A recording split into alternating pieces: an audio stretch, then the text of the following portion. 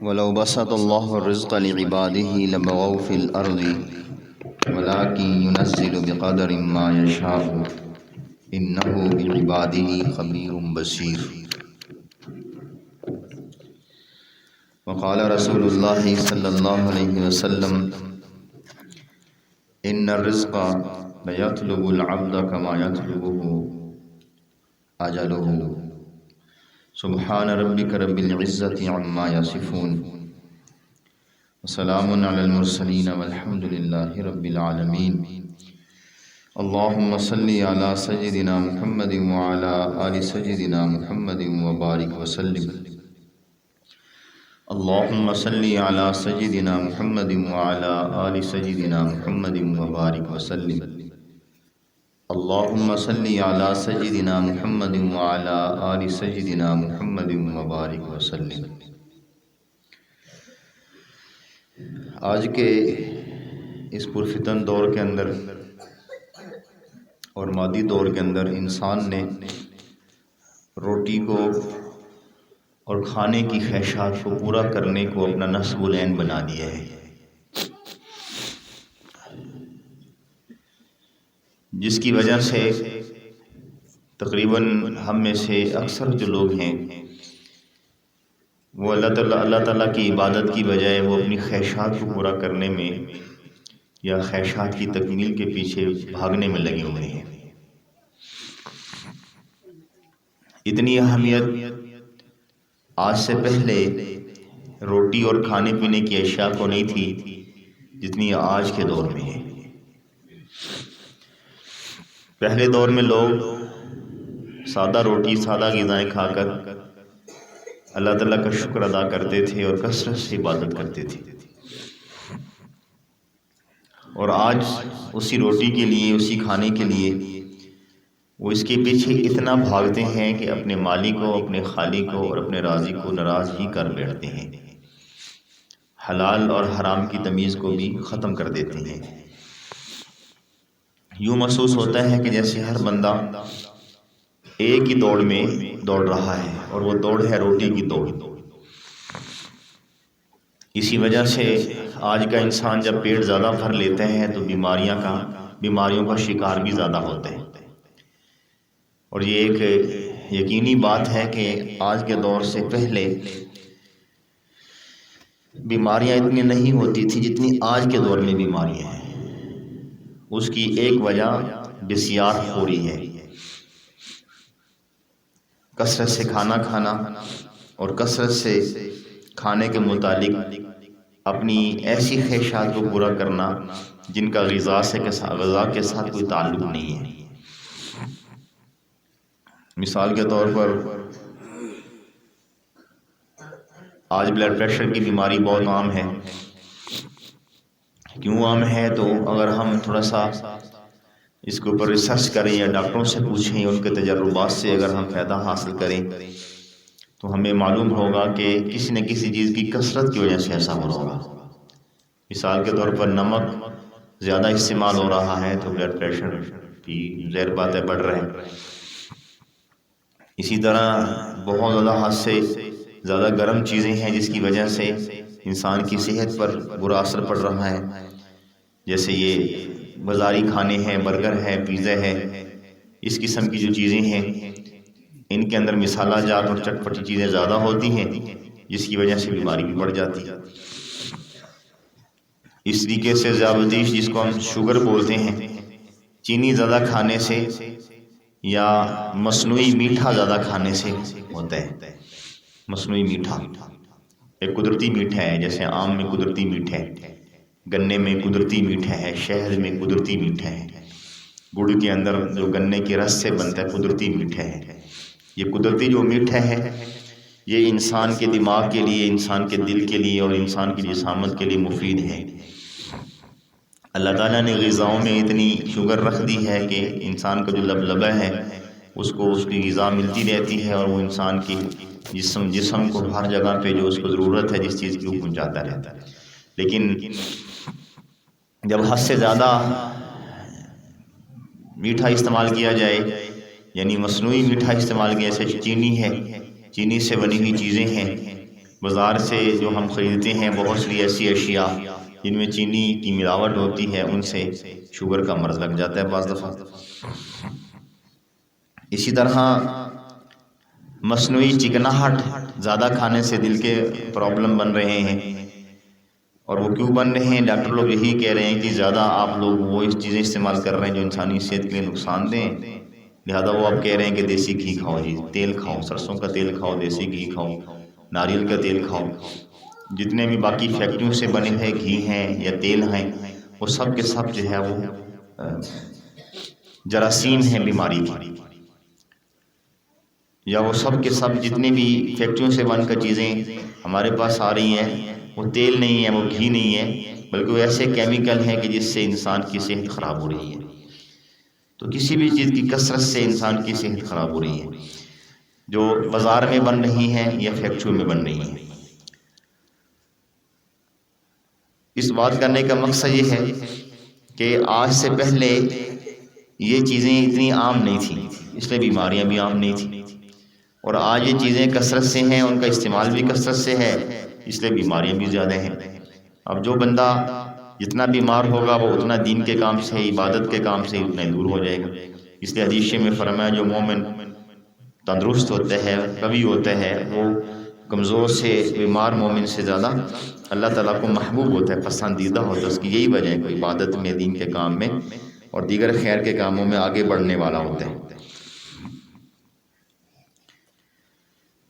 تو اس دور میں، جس دور میں ہم زندگی گزار رہے ہیں، رزق کی کثرت ہے، اور اتنے ہی ساتھ اللہ تعالیٰ سے شکوے بھی ہیں انسانوں کو، یعنی رزق کی بہتات ہے، ساتھ ناشکری بھی ہے، ناشکری کی بھی بہتات ہے۔ پہلے زمانوں میں اتنی نعمتیں انسانوں کو نہیں ملتی تھیں، اللہ کا شکر ادا کرتے تھے۔ اب جتنی زیادہ نعمتیں ہمارے پاس ہیں اتنے ہی ہم اللہ تعالیٰ کے ناشکرے ہوتے جا رہے ہیں۔ اس ناشکری کی وجہ سے ہمیں پھر روحانی بیماریاں لگتی ہیں، جیسے زیادہ کھانا کھانے سے یا زیادہ مصنوعات کے استعمال کرنے سے بیماریاں لگتی ہیں، اسی طریقے سے روحانی اعتبار سے پھر ہمیں بیماریاں لگتی ہیں ناشکری کی وجہ سے۔ اور ان بیماریوں میں سے ایک بیماری یہ بھی ہے کہ انسان میں ایک ایسا مادہ پیدا ہو جاتا ہے، ایسی طلب لگ جاتی ہے جو ایک دوسرے سے آگے بڑھنے کی کوشش میں لگا رہتا ہے بندہ، کہ مجھے یہ کیوں نہیں ملا، مجھے بھی مل جائے، اس کو یہ ملا ہے تو مجھے کیوں نہیں حاصل ہوا، مجھے بھی حاصل ہو جائے، تو یہ بھی حاصل ہو جائے، وہ بھی حاصل ہو جائے، وہ بھی حاصل ہو جائے، ہائے کاش یہ بھی مل جاتا، ہائے کاش یہ بھی مل جاتا، ہائے کاش یہ بھی مل جاتا۔ اور اس چکر میں پھر حلال اور حرام کی بندہ تمیز بھول دیتا ہے، اور اسی چکر میں پھر انسان اللہ تعالیٰ کو بھی بھول جاتا ہے۔ پھر انسان کی رزق کے پیچھے اتنی دوڑ ہوتی ہے، اس کو نہ مسجد کا دروازہ نظر آتا ہے، نہ کسی مدرسے کا دروازہ نظر آتا ہے دین سیکھنے کے لیے، اور نہ ہی اس کو اللہ کی عبادت کے لیے کسی ایسی جگہ کا رستہ نصیب ہوتا ہے جہاں پہ تنہائی میں بیٹھ کر اللہ کر سکے یا اللہ کی عبادت کر سکے۔ پھر اس کی زندگی کے جو اعمال ہیں وہ سارے کے سارے وہ ہوتے ہیں جو اس کے پیٹ پالنے والے ہیں، اور وہ آخرت کو بھول جاتا ہے، اللہ کو بھول جاتا ہے، وہ شریعت اور سنت کے رستوں میں تمیز کرنا بھول جاتا ہے، گناہ کے اندر اور نیکی میں تمیز کرنا بھول جاتا ہے۔ پھر اس کی دوڑ فقط یہی ہے کہ ہائے مجھے کچھ اور مل جائے، ہائے مجھے اور مل جائے، ہائے دنیا اور ہائے دولت، ہائے رزق، وہ اس کے پیچھے بھاگتا ہے اور اپنا مقصد صرف رزق ہی کو بنا لیتا ہے، یعنی اپنے پیٹ پالنے ہی کو بنا لیتا ہے۔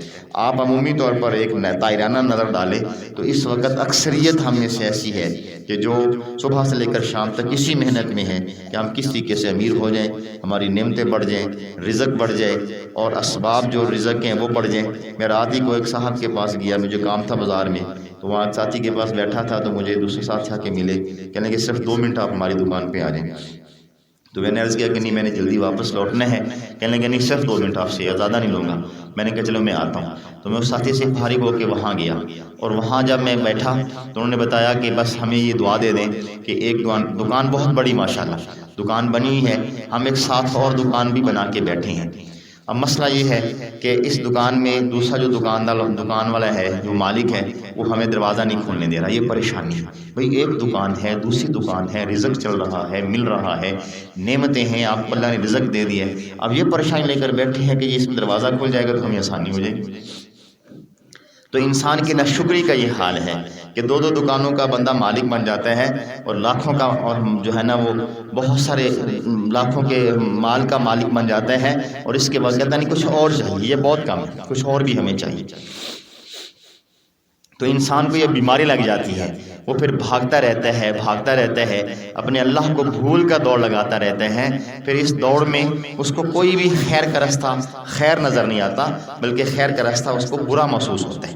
اس لیے آپ کسی بھی دنیا دار بندے سے کہیں کہ آؤ جی نماز پڑھیں، جب ٹائم ملے گا نماز پڑھیں گے۔ زکوٰۃ نکالو، نہیں جی ہم اتنی محنت سے کماتے ہیں تو کیا خیال ہے ہم زکوٰۃ نکال کے اپنے مال میں کمی کر لیں۔ تو اس قسم کے ان کے جوابات ہوتے ہیں۔ مانتے ہیں کہ محنت میں عظمت ہے اور رزق حاصل کرنے کی ترغیب ہمارے دین نے دی ہے، لیکن جو بات کی جا رہی ہے وہ اس نقطے پہ کی جا رہی ہے کہ رزق حاصل کرنے کے لیے مقصد زندگی یہی بنا لینا کہ بس میں نے پیٹ ہی پالنا ہے اور میں نے اپنے پیٹ ہی کی پوجا کرنی ہے اور اپنے پیٹ کے متعلقات ہی کے لیے محنت کرنی ہے۔ یہ ہماری آج کے دور کی سب سے بڑی بیوقوفی ہے۔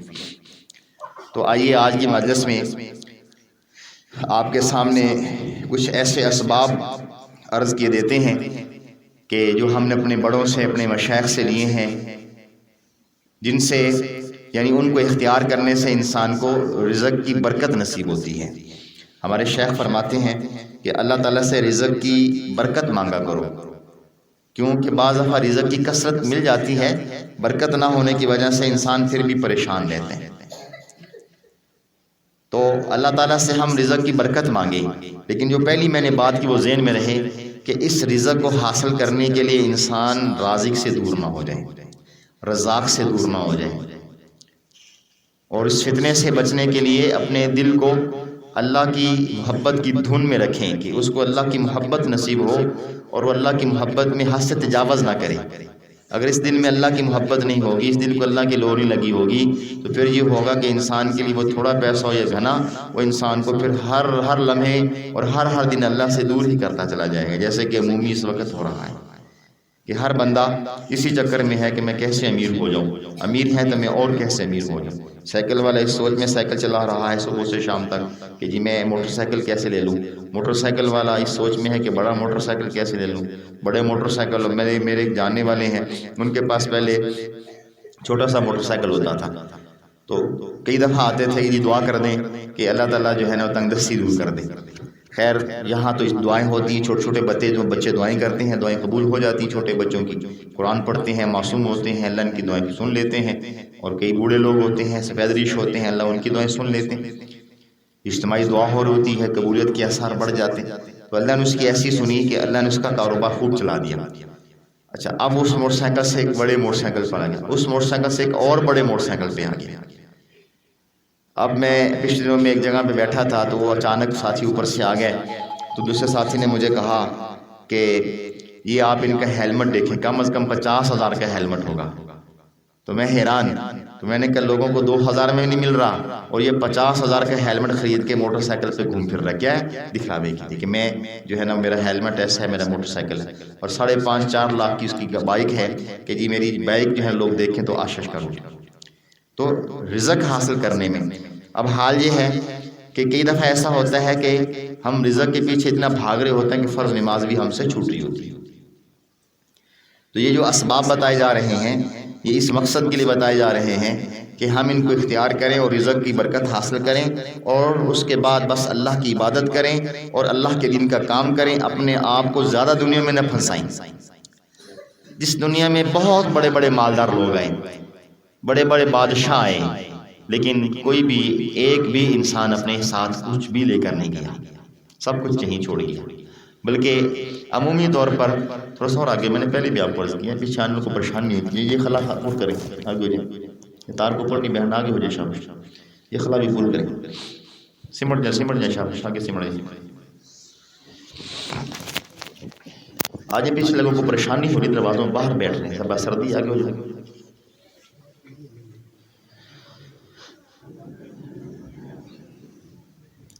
تو اس دنیا میں جتنے بھی لوگ مال حاصل کرنے کی کوشش میں لگے رہے، اپنے ساتھ کچھ بھی لے کر نہیں گئے، ان کو کچھ حاصل نہیں ہوا۔ ہاں لے کر گئے ہیں تو اپنے اعمال، اچھے اعمال یا برے اعمال لے کر گئے، اور اعمال ہی ہمارے کام آنے والے ہیں۔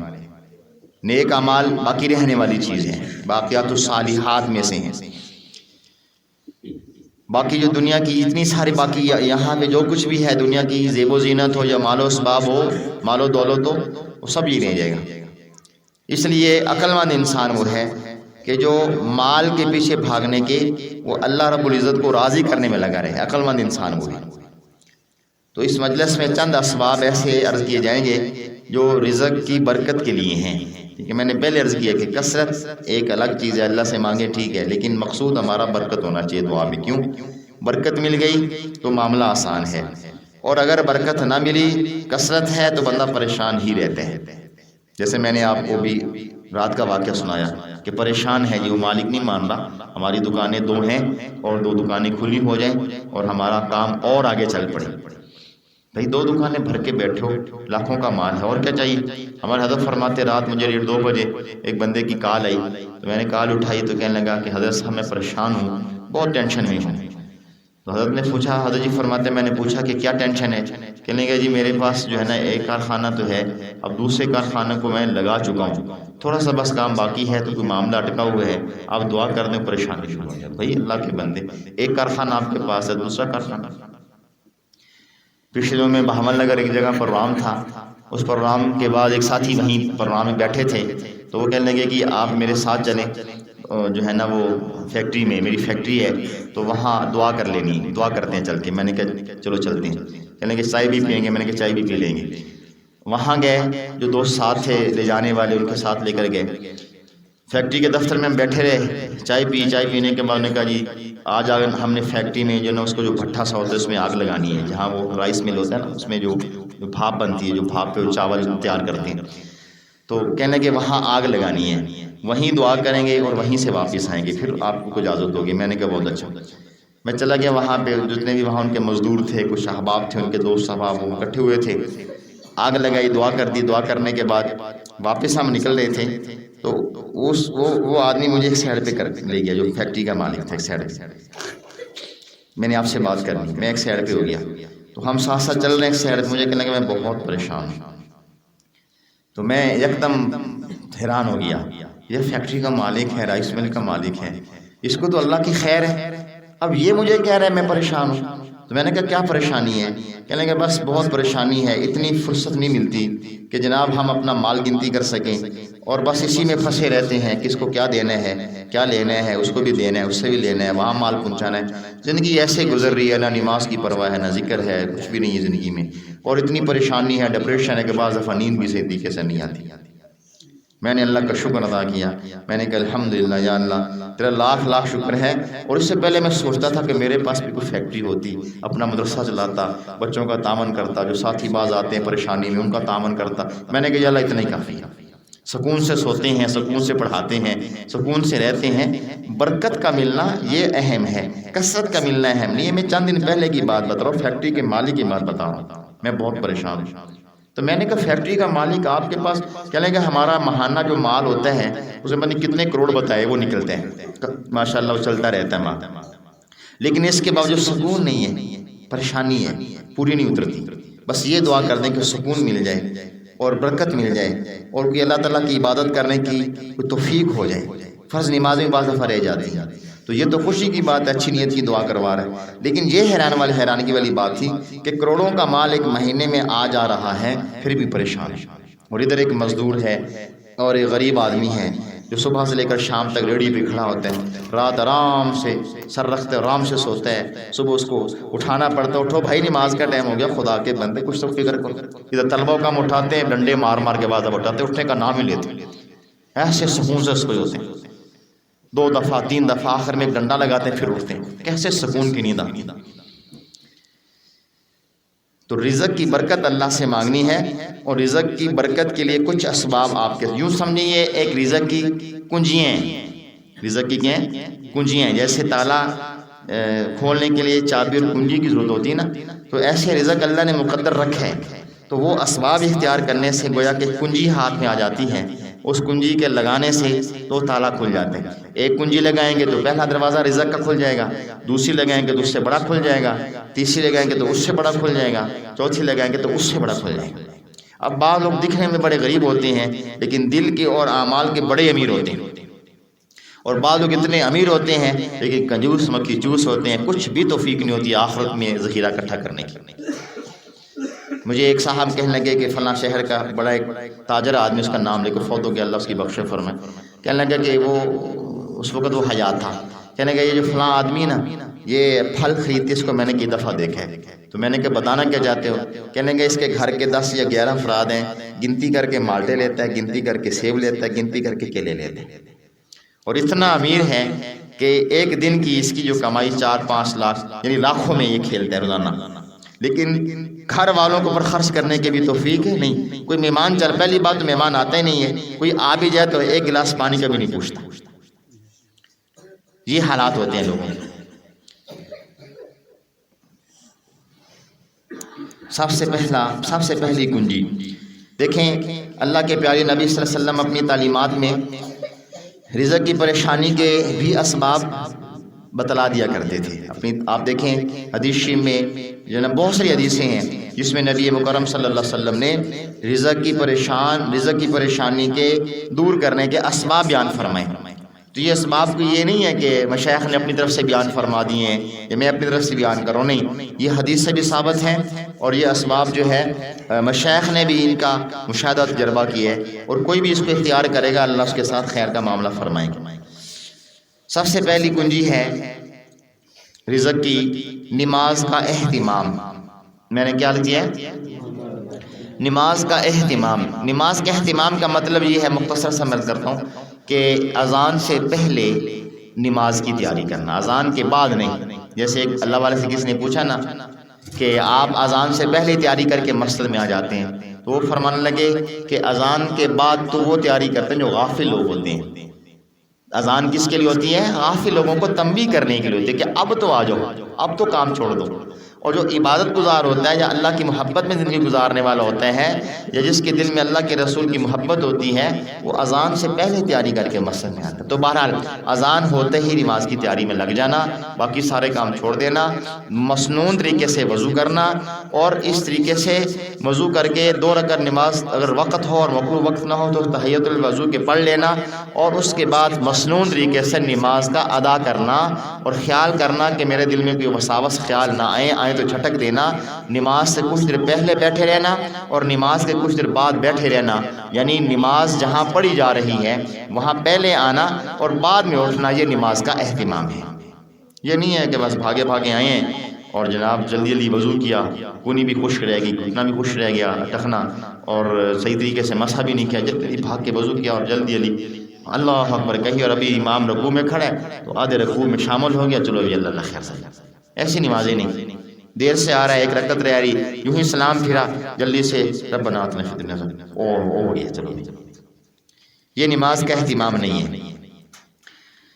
تو پہلی کنجی ہے رزق کی نماز کا اہتمام. فرمایا وَأْمُرْ أَهْلَكَ بِالصَّلَاةِ وَاصْطَبِرْ عَلَيْهَا لَا نَسْأَلُكَ رِزْقًا نَحْنُ نَرْزُقُكَ. اور آپ اپنے اہل خانوں کو نماز کا حکم دیجئے. توجہ سے سنیے کہ آپ اپنے اہل خانوں کو نماز کا حکم دیجئے اور اس پر جمے رہیے, یعنی نماز کا اہتمام کیے رکھیے, اور ہم آپ سے رزق نہیں چاہتے, رزق ہم پہنچائیں گے. 2 چیزوں کا اللہ نے اکٹھا ذکر فرمایا, توجہ رکھیے. پہلی چیز کیا کہ نماز کا اہتمام آپ کریں. نماز کا اہتمام آپ کریں گے, ہم آپ سے رزق کی محنت نہیں کروانا چاہتے, آپ نماز کا اہتمام کر لیں جو ہم نے آپ کو ذمہ داری دی ہے, اور جو ہماری ذمہ داری رزق کی وہ ہم آپ کو عطا فرمائیں. ہمارے استاد جی مولانا عبد الرحمن رشید صاحب رحمۃ اللہ علیہ وہ فرمایا کرتے تھے کہ جو کام اللہ نے ہمارے ذمہ لگایا ہے وہ ہم کریں, اور جو کام اللہ نے اپنے ذمہ لیے وہ اللہ کریں گے. تو پوچھنے والا پوچھتا تھا حضرت ہمارا کام کیا ہے اور اللہ کا کام کیا ہے؟ وہ فرماتے تھے کہ ہمارا کام یہ ہے کہ اللہ نے ہمارے ذمہ لگایا ہے کہ 5 وقت کی نماز پڑھنی ہے, ہم نماز پڑھ کے اللہ کا کام کر دیں. اب اللہ کا یہ ہے وعدہ ہے کہ میں تمہیں رزق عطا کروں گا, تو اللہ اپنا کام پورا کریں گے. اور فرماتے تھے کہ جو کام اللہ نے اپنے ذمہ لیے وہ اللہ تو کر رہے ہیں, لیکن جو اللہ نے ہمارے ذمہ لگایا ہم اس کو چھوڑ کے بیٹھے ہوئے ہیں, ہم بے وفا نکلے. تو اس آیت کریمہ میں ایک وعدہ فرمایا جا رہا ہے اور اس وعدے کو اللہ فرماتے میں نبھانا جانتا ہوں، اس لیے گھر کی عورتیں نماز کا اہتمام کریں، بچوں کو نماز کا اہتمام کروائیں، اور گھر کے جو مرد ہیں وہ نماز کا اہتمام کریں مسجد کے اندر جماعت کے ساتھ۔ اور اسی طریقے سے اگر جماعت رہ جاتی ہے یا مسجد دور ہے نہیں پہنچا جاتا یا موسم خراب ہے ناسازگار ہے کہ مسجد میں نہیں پہنچا جاتا، تو مرد کو چاہیے کہ بیوی سے اپنے بچوں کے ساتھ مل کر جماعت گھر ہی میں کروا لیں، کہ خود آگے کھڑا ہو جائے، پیچھے بچے کھڑے ہو جائے، اس کے پیچھے بیوی کھڑی ہو جائے، بچے نہیں ہیں تو بیوی کو پیچھے کھڑا کر لے، خود آگے کھڑا ہو جائے، عذر کی صورت میں گھر ہی میں جماعت کروا لے، جماعت نہیں چھوڑے، جماعت کی کوشش کرے۔ تو پہلی کنجی بھی ہمارے ہاتھ میں آگی، کیا ہے؟ نماز کا اہتمام، ٹھیک ہے؟ اللہ فرماتے ہیں نحن نرزقک، ہم ہی تمہیں رزق دیتے ہیں، تو نماز کے اہتمام سے رزق ملتے ہیں۔ پھر نمبر 2، کثرت سے استغفار۔ قرآن شریف میں فرمایا فَقُلْتُ اسْتَغْفِرُوا رَبَّكُمْ إِنَّهُ كَانَ غَفَّارًا يُرْسِلِ السَّمَاءَ عَلَيْكُمْ مِدْرَارًا وَيُمْدِدْكُمْ بِأَمْوَالٍ۔ اللہ فرما رہے ہیں کثرت سے استغفار کرنے کی وجہ سے مال کے ذریعے تمہاری مدد کروں گا۔ اللہ خود فرما رہے ہیں کس سے؟ یعنی کثرت استغفار سے، اس لیے کثرت سے استغفار کرنے والا اللہ کے خزانوں سے رزق کو کھینچ لیتے ہیں۔ کثرت سے استغفار کے بڑے ہی فائدے ہیں دنیا میں بھی اور آخرت میں بھی۔ امام قرطبی رحمۃ اللہ علیہ فرمایا کرتے تھے کہ گناہوں کی معافی مانگنے سے بارش ملتی ہے، گناہوں سے معافی مانگنے سے بارش ملتی ہے، اور اللہ رب العزت قوموں کے رزق کو وسیع فرما دیتے ہیں۔ تو گویا کہ استغفار کرنے سے اللہ تعالیٰ بر وقت بارشیں بھی عطا فرماتے ہیں، اور اجتماعی طور پر جیسے یہ کسان لوگ ہیں اور یہ جو کھیتی باڑی کرنے والے ہیں، ان کے حق میں اللہ موسم سازگار بنا دیتے ہیں، اور پھر ان کی فصل کو اچھا منافع عطا کر دیتے ہیں، جس سے ان کو بھی فائدہ ہو جاتا ہے اور کھانے پینے والوں کو اور آگے بیچنے والوں کو بھی فائدہ ہو جاتا ہے۔ اور اگر اللہ کبھی رسی کھینچیں تو کیسے چیخیں نکلتی ہیں، کسانوں کی بھی اور آڑتیوں کی بھی اور کارخانے والوں کی بھی اور عام لوگوں کی کیسے چیخیں نکلتی ہیں۔ تو استغفار کی برکت سے اللہ صرف انفرادی طور پر نہیں، اجتماعی طور پر برکات کے دروازے کھولتے ہیں۔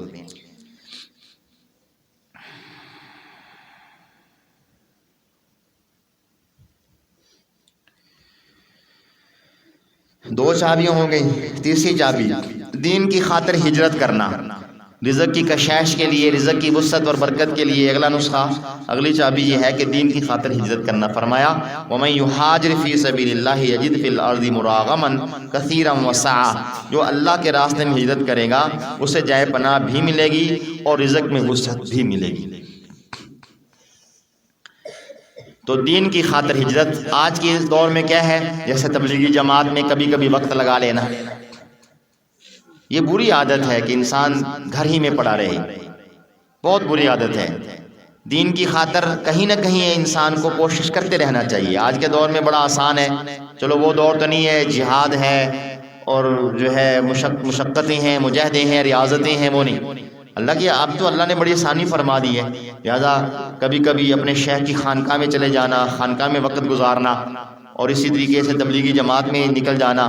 اور سب سے بڑے مہاجر یہ طلبہ ہوتے ہیں دینی مدارس کے، کہ گھر بار سب کچھ کو چھوڑ کر وہ مدرسوں میں پڑے رہتے ہیں، تو اس سے بھی رزق ملتا ہے۔ اس لیے آپ دیکھتے نہیں ہیں یہ 6-6 8-8 سال مزے سے کھاتے ہیں، پڑھتے ہیں، ادھر ہی رہتے ہیں، ان کی ضرورتیں اور جو ہے نا اللہ ہی پوری کرتے ہیں، پتہ نہیں کہاں سے، ہمیں بھی پتہ نہیں چلتا۔ اللہ کے مدرسے والے ہیں محترم میں، پھر بھی اس کے باوجود ہمیں بھی اندازہ نہیں ہوتا، صبح رات سوتے ہیں، پریشانی ہوتی ہے، صبح اٹھتے ہیں تو اللہ ان کے لیے وہ رزق بھیج چکے ہوتے ہیں۔ اور اس کے متعلق میرے پاس بہت سارے واقعات ہیں، لیکن میں اس مجلس میں نہیں سناؤں گا، بہت سارے واقعات۔ ہمارے استاد جی مولانا یوسف خان صاحب دامت برکاتہ فرمایا کرتے ہیں کہ نہ کوئی فکر نہ کوئی غم، نہ کوئی فکر نہ کوئی غم، جو کہ یہ صبح سے لے کر شام تک اللہ کے دین کا کام کرتے ہیں، ہجرت کر کے پڑے ہیں، گھروں کو چھوڑا ہوا ہے، ماں باپ کو چھوڑا ہوا ہے، تو کیا خیال ہے اللہ ان کو بے وارث لاوارث چھوڑ دیں؟ نہ کوئی فکر نہ کوئی غم، کمائے گا زمانہ کھائیں گے ہم۔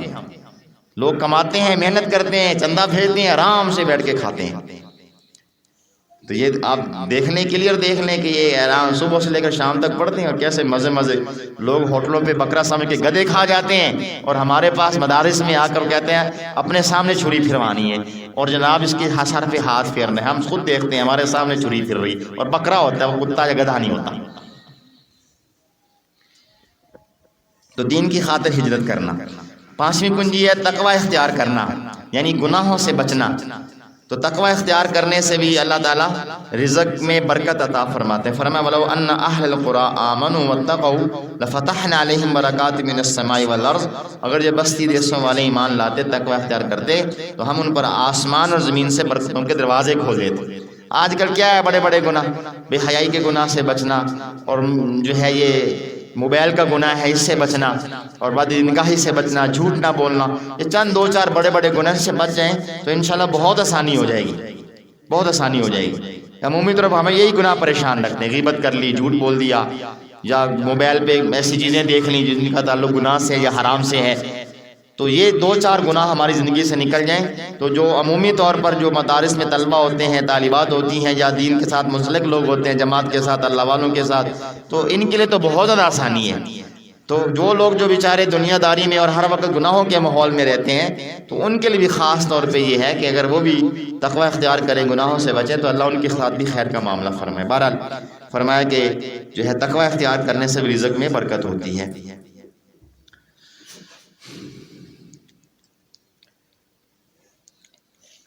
حضور صلی اللہ علیہ وسلم نے فرمایا علیک بتقوی اللہ فإنها جماع کل خیر، کہ تقوی اختیار کرو یہ تمام خوبیوں کا جامع ہے. حضرت سفیان ثوری رحمہ اللہ فرمایا کرتے تھے اتق اللہ فما رأیت تقیا محتاجا، اللہ کا تقوی اختیار کرو، میں نے آج تک کسی متقی کو محتاج نہیں دیکھا. جو متقی ہوگا وہ کسی کا محتاج نہیں ہوگا. کون فرمایا کرتے تھے؟ حضرت امام سفیان ثوری رحمۃ اللہ علیہ، کہ متقی آدمی کسی کا محتاج نہیں ہوگا. یہ ہو نہیں سکتا کہ انسان تقوی اختیار کرے اور اللہ تعالیٰ در در کے دھکے اس کو کھلائیں، اور در در کے دھکے کھاتا پھرے، مانگتا پھرے، محتاج ہوتا پھرے. یہ نہیں ہو سکتا. اللہ کی خاطر تقوی اختیار کرنے والوں کو اللہ وہاں سے دیتے ہیں جہاں سے اس کا وہم و گمان بھی نہیں ہوتا.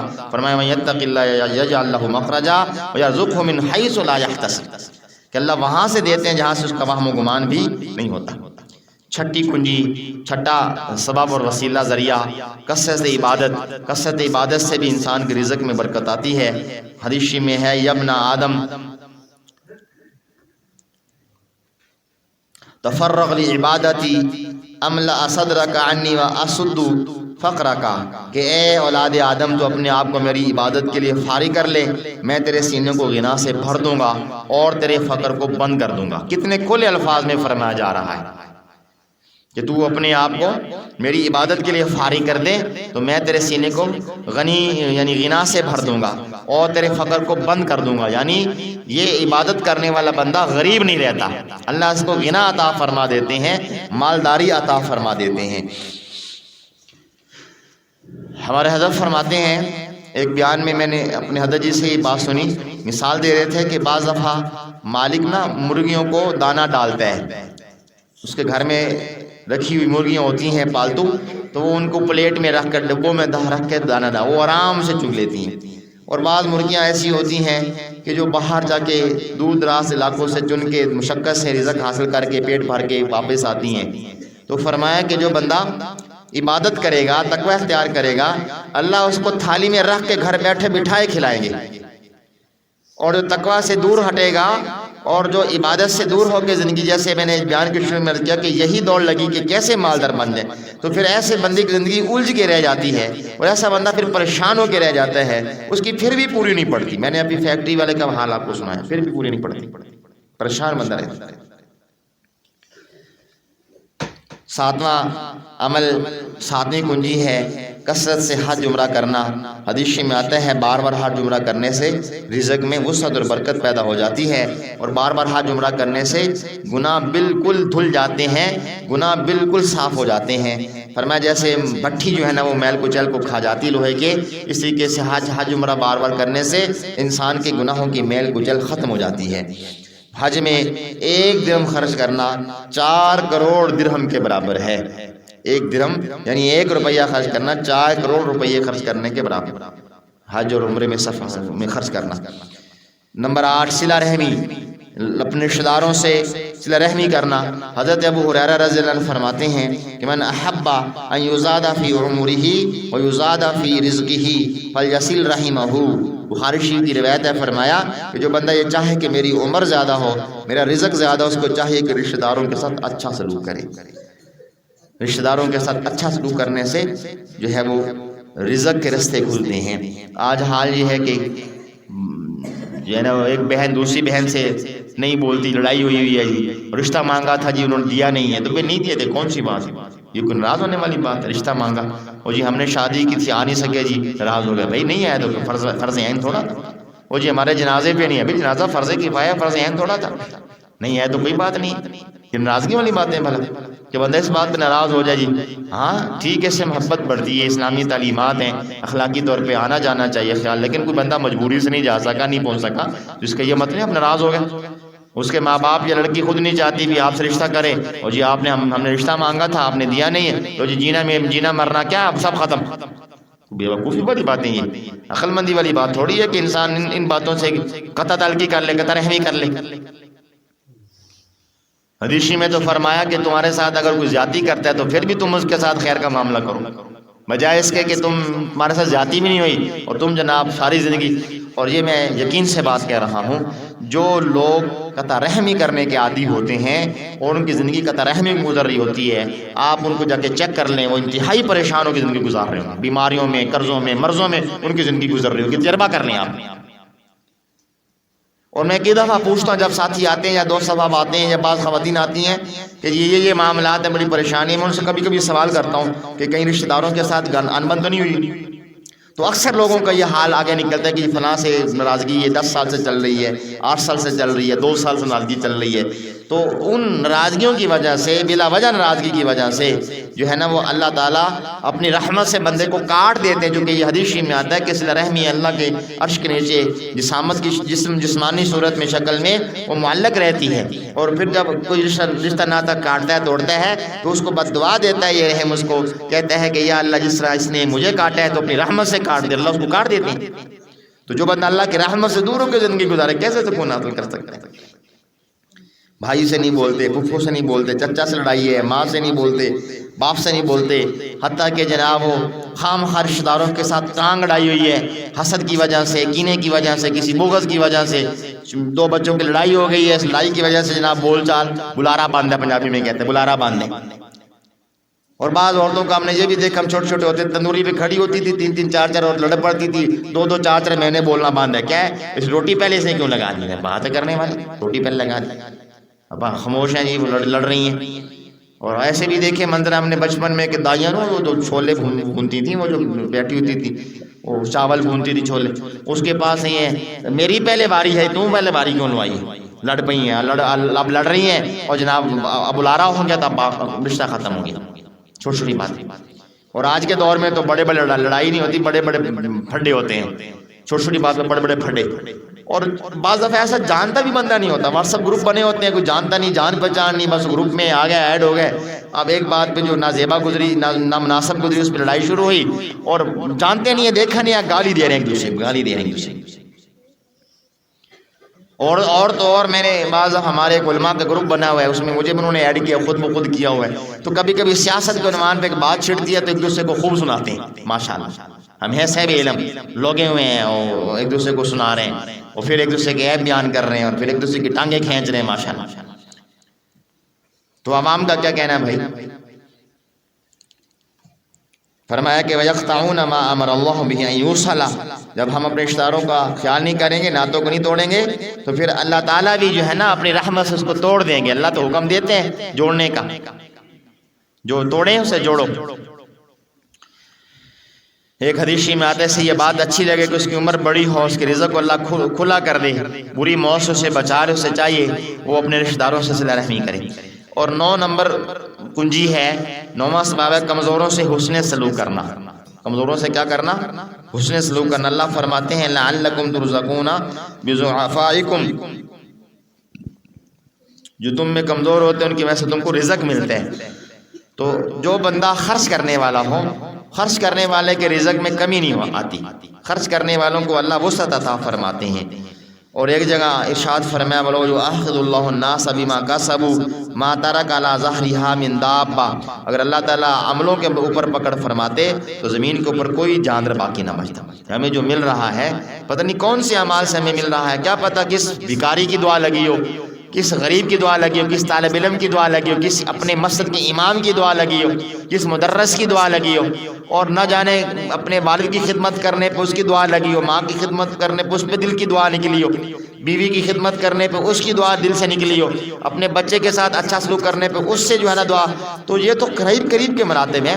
اس کے علاوہ ہٹ کے جو محتاج لوگ ہوتے ہیں، فقیر لوگ ہوتے ہیں، غریب لوگ ہوتے ہیں، یا ان کی عیال زیادہ ہوتی ہے اور اولاد زیادہ ہوتی ہے، اسباب کم ہوتے ہیں رزق کے، ان کا تعاون کرنے سے نہ جانے اس کے دل میں دعا نکلتی ہے اور وہ انسان کو جو ہے نا دنیا و آخرت میں کامیاب بنا دیتی ہے، کامیاب لوگوں میں شامل کر دیتی ہے. کراچی کا واقعہ میں آپ کو سناتا ہوں کہ ایک آدمی کی بیٹے کی شادی تھی، شاید اکلوتا اس کا بیٹا تھا.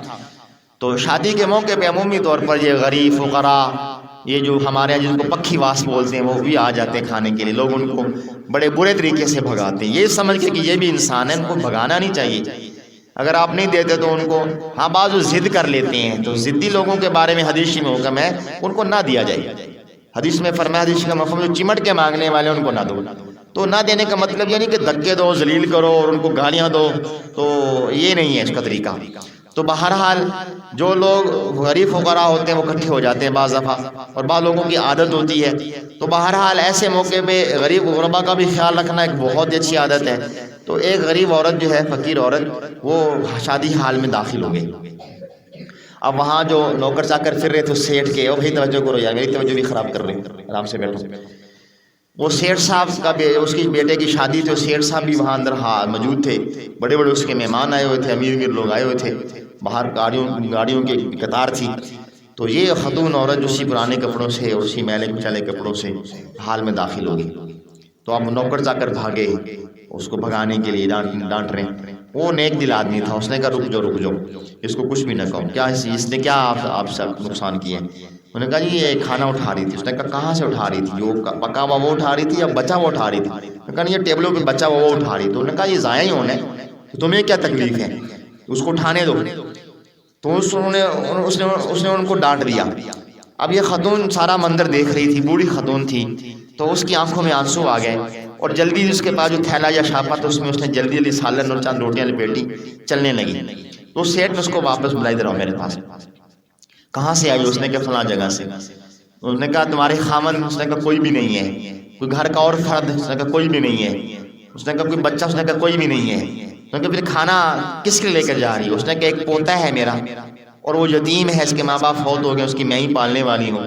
تو اب مجھ سے جو کہ کام ہوتا نہیں ہے، تو بس ایسے ہی میں گزارا کر دوں. کسی کی شادی ہوتی ہے، کسی کی دعوت ہوتی ہے، تو کہیں نہ کہیں مجھے ایسا پروگرام مل جاتا ہے، تو بس ایسے جا کے میں مجبور ہوں، میں کھانا جا کے اٹھا لیتی.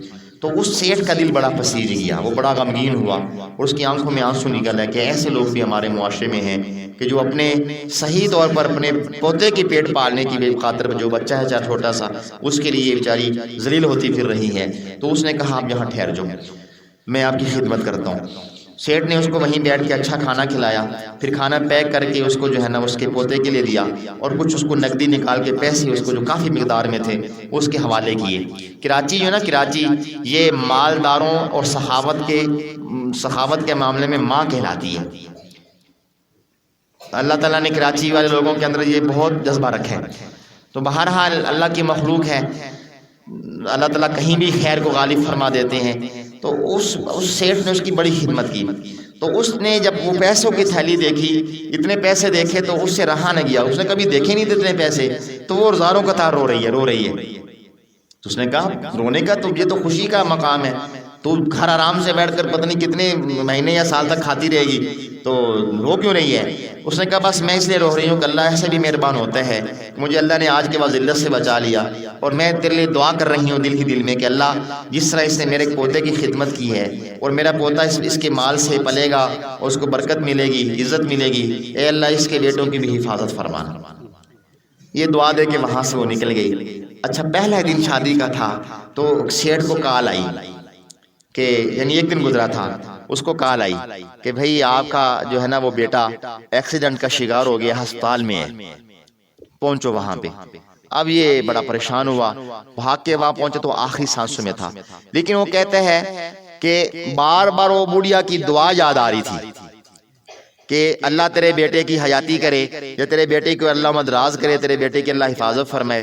کہنے لگا جب وہ دعا یاد آتی تھی تو مجھے تسلی ہوتی تھی، جب حالت دیکھتا تھا تو مجھے مایوسی ہوتی تھی۔ کہنے لگا وہ بار بار اتنا خیال آتا تھا اس دعا کا کہ جو اماں نے دعا دی تھی، اس بوڑھی خاتون نے دعا دی تھی، بار بار خیال آتا تھا، تو میرے دل میں ایک چین اور سکون آ گیا کہ میرا بیٹا مرے گا نہیں، کیونکہ میں نے ایک بوڑھی کے ساتھ خیر کا معاملہ کیا ہے تو اللہ خیر کا بدلہ خیر سے دیں گے۔ وہ بار بار میرے دماغ میں جملہ گونجے کہ اللہ تعالیٰ جو تیرے بیٹے کی حفاظت کرے، تیرے بیٹے کی اللہ بھلائی کرے، جو اس نے دعائیں دی تھیں۔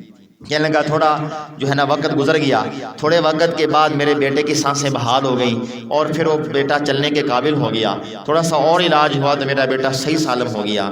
تو مجھے یقین آ گیا کہ میرے بیٹے کے اوپر حادثہ آنے والا تھا، مقدر میں تھا، لیکن اس بوڑھی اماں کی دعا نے میرے بیٹے کو حادثے سے اور اس لکھی تقدیر سے اس کی دعا غالب آ گئی اور اس کو بھی اس نے ٹال دیا۔ دعاؤں سے تقدیریں ٹل جاتی ہیں، نہ جانے کس کی دعا لگ جاتی ہے، اور اس دعا کے اوپر نہ جانے کیا کچھ اللہ خیر کے فیصلے فرما دیتے ہیں۔ تو کمزوروں سے حسن سلوک کرنے سے بھی اللہ تعالیٰ رزق میں کشائش عطا فرماتے ہیں۔ 10ویں کنجی اللہ پر توکل کرنا۔ فراخی رزق کا اگلا عمل کیا ہے؟ اللہ پر توکل، اللہ پر بھروسہ کرنا۔ فرمایا وَمَن يَتَوَكَّلْ عَلَى اللَّهِ فَهُوَ حَسْبُهُ، جو اللہ پر توکل کرتا ہے اللہ اس کے لیے کافی ہو جاتا ہے۔ اور ایک حدیث میں فرمایا کہ اگر تم اللہ پر ایسے توکل کرو جیسے توکل کرنے کا حق ہے تو اللہ تمہیں رزق ایسے دے گا جیسے پرندوں کو دیتے ہیں، وہ گھر سے خالی پیٹ نکلتے ہیں اور واپس بھرے ہوئے پیٹ کے ساتھ آتے ہیں۔ 11 اللہ کی نعمتوں کا شکر ادا کرنا۔ لَإِن شَكَرْتُمْ لَأَزِيدَنَّكُمْ، جس بندے کو اللہ نعمت عطا فرماتے ہیں اس کے توفیق شکر مل جائے تو اللہ اس کے رزق کو گھٹاتے نہیں ہیں، اس کو بڑھاتے چلے جاتے ہیں، بڑھاتے چلے جاتے ہیں۔ اور حضرت عمر بن عبدالعزیز رحمہ اللہ علیہ فرمایا کرتے تھے، بڑی خوبصورت بات فرمایا کرتے تھے، وہ فرماتے تھے کہ قید نعم اللہ بشکر اللہ، اللہ کی نعمتوں کو اللہ کے شکر کے ساتھ قید کر لو، یعنی شکر کرو گے تو نعمتیں قید ہو جائیں گی، تمہارے ہاتھ میں آ جائیں گی۔ شکر کی عادت ڈالیں، کوئی بھی نعمت ملتی ہے چھوٹی ہو یا بڑی، الحمدللہ الحمدللہ۔ ہمارے حضرت ایک دفعہ فرما رہے تھے کہ جو بندہ اس نعمت کو دماغ میں ذہن میں رکھ کر یہ پڑھتا ہے الحمدللہ رب العالمین، تو گویا وہ اللہ کا شکر ادا کر دیتے ہیں۔ اور اصل شکر یہ ہے کہ اللہ کی نعمتوں کو اللہ کی فرما برداری میں ہی استعمال کرنا۔ بہت آسان ہے کہ الحمدللہ پڑھ لینا، زین کھانا سامنے آ گیا الحمدللہ اللہ نے ہمیں رزق دے دیا محروم نہیں رکھا، سواری مل گئی الحمدللہ اللہ نے سواری دے دی محروم نہیں رکھا، جوتے ہیں الحمدللہ، کپڑے ہیں الحمدللہ، جو بھی نعمت ذہن میں آتی ہے عادت ڈالیں الحمدللہ الحمدللہ الحمدللہ رب العالمین۔ اور کسی وقت الحمدللہ علی کل حال، جس حال میں اللہ رکھے اس پہ اللہ کا شکر۔ ومن شکرها فقد قید بقالها، جو شکر ادا کرتا ہے وہ اللہ کی نعمتوں کو نکیل ڈال کر اپنے پاس قابو کر لیتا ہے۔ بعض مشاہیر یہ فرماتے ہیں۔ اور 12ویں کنجی ہے اہل خانہ کو سلام کرنا۔ بہت آسان عمل ہے، گھر میں جاتے ہوئے سلام کرنا اور نکلتے ہوئے سلام کرنا، اس کی عادت ہونی چاہیے۔ جو ہی گھر میں داخل ہوں اونچی آواز سے السلام علیکم، حتیٰ کہ علماء نے لکھا ہے کہ گھر میں کوئی بھی نہیں ہے تب بھی سلام کرنا، السلام علینا وعلی عباد اللہ الصالحین۔ اتحیات پڑھتے ہیں نا، آتا ہے نا السلام علینا، السلام علینا وعلی، گھر خالی ہو تو یہ سلام کر دو، وہ فرشتے تو موجود ہوتے ہیں اور بعض نیک صالحین جنات بھی ہوتے ہیں۔ اب گھبرانا جانا یار ہمارے گھر میں جن ہے، نہیں بھائی نہیں، ڈرنے کی ضرورت نہیں ہے، یہ اللہ کی مخلوق ہے۔ تو نیک صالحین کے کو سلام میں شامل کرنا، اور نہ بھی ہو تو ہمارے کرام الکاتبین ہمارے کندھے پہ جو نامہ لکھنے ہیں وہ لوگ تمہارے ساتھ ہوتے ہیں، ان کی نیت کر لیں السلام علینا وعلی عباد اللہ الصالحین۔ تو گھر میں جاتے سلام کرنا، نکلتے سلام کرنا، اس کی عادت سے اللہ تعالیٰ رزق میں برکت عطا فرماتے ہیں۔ اور حدیث میں فرمایا 3 آدمی ایسے ان کی ضمانت اللہ نے لے لی ہے، اور وہ زندہ رہے گا تو اس کو اللہ ایسا رزق دے گا جو اس کے لیے کافی ہوگا، مر جائے گا تو سیدھا جنت میں جائے گا۔ ان تینوں میں سے فرمایا ایک وہ بندہ ہے کہ داخلہ بیتہ بسلام فہو ضامن علی اللہ، کہ جو اپنے گھر میں داخل ہوتے وقت اپنے اہل خانوں کو سلام کرے وہ اللہ کی ضمانت میں آ جائے۔ تو گویا کہ ایسا بندہ جو اپنے گھر میں داخل ہوتے وقت سلام کرتا ہے تو سلام کرنے کے ساتھ مسکراتا ہے، اور اس انداز سے جیسے آپ کی سنت بھی ہے وہ گھر میں جاتا ہے تو اللہ تعالیٰ اس کی رزق میں کیا دیتے ہیں؟ برکت۔ اب ہوتا یہ ہے کہ بعض دفعہ ہم گھر میں جب جاتے ہیں تو ہمارے اوپر شیطانیت غالب آ جاتی ہے، ہمارا بلڈ پریشر کیا ہو جاتا ہے، ہائی ہو جاتا ہے، اور ہم جو ہے نا گھر جاتے ہی شیطان چھلانگ لگا کر ہمارے کندھے کے اوپر بیٹھ جاتے ہیں، ایسے گدھے کے اوپر ہم بیٹھ جاتے ہیں نا براجمان ہو کے، تو ایسے شیطان بھی ہمیں گدھا بنا لیتے ہیں۔ اب ہوتا یہ ہے کہ اس گدھے پن کی وجہ سے ہم کبھی بچوں کو لڑ رہے ہیں، کبھی بیوی کو لڑ رہے ہیں، اور کبھی کسی اور کو لڑ رہے ہیں، وہ شیطان کا اثر ہوتا ہے، وہ شیطان ہمارے کندھے پہ سوار ہوتا ہے، اور جو برکت ملنے والی ہوتی ہے وہ ساری ختم ہو جاتی ہے۔ گھر میں جاتے جو برکت ملنے والی ہوتی ہے کیا ہوتی ہے، اس لڑائی جھگڑے سے، اس غصے سے کیا ہوتی ہے، ختم ہو جاتی ہے۔ اور 13ویں کنجی ہے والدین کی فرمانبرداری کرنا۔ والدین کی فرمانبرداری کرنے کے اوپر حدیث شریف میں 5 انعامات بتائے گئے۔ کتنے بھائی؟ 5۔ نمبر 1 صدقے پر، نمبر 1 جو ہے بلکہ مشائخ فرماتے ہیں، حدیث میں نہیں، مشائخ فرماتے ہیں 5 انعامات اللہ تعالیٰ فرماتے ہیں، اور بھی بہت سے انعامات ہیں۔ نمبر 1 جو بندہ ماں باپ کی خدمت کرتا ہے تو اللہ تعالیٰ اس کے رزق میں برکت دیتے ہیں۔ جو بندہ ماں باپ کی فرمانبرداری یا خدمت کرتا ہے اللہ اس کی عزت میں برکت دے دیتے ہیں۔ جو بندہ ماں باپ کی خدمت یا فرمانبرداری کرتا ہے اللہ اس کی اولاد میں برکت دے دیتے ہیں۔ جو بندہ ماں باپ کی فرمانبرداری کرتا ہے یا اس کی خدمت کرتا ہے تو اللہ تعالیٰ جیسے اس کی اولاد میں، اس کی عمر میں، اس کی رزق میں برکت دے رہے ہیں، تو اس کے کاموں میں اللہ آسانی پیدا فرما دیتے ہیں۔ بعض دفعہ ایسا ہوتا ہے کہ کام اٹک جاتے ہیں، ماں باپ کی دعا سے وہ کام، اٹکے ہوئے کام کیا ہو جاتے ہیں، حل ہو جاتے ہیں۔ اور 5واں انعام یہ ملتا ہے ماں باپ کی فرمانبرداری سے کہ ماں باپ کی فرمانبرداری کرنے والے کا خاتمہ اچھا ہوتا ہے، اللہ اس کا خاتمہ کیا کرتے ہیں، اچھا فرماتے ہیں۔ یہ بڑے بڑے انعامات ہیں، اور چھوٹے چھوٹے تو بہت سارے انعامات ہیں، یہ 5 انعامات اپنے ذہن میں بٹھا لیجیے۔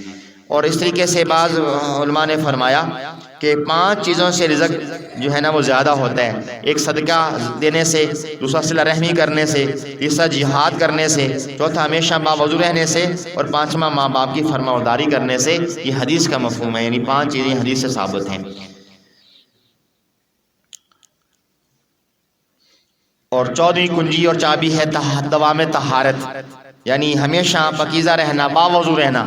باوضو رہنے سے رزق میں جو ہے نا وہ برکت آتی ہے، باوضو رہنے سے انسان کے جو ہے وہ کام کاج میں بھی برکت پیدا ہو جاتی ہے۔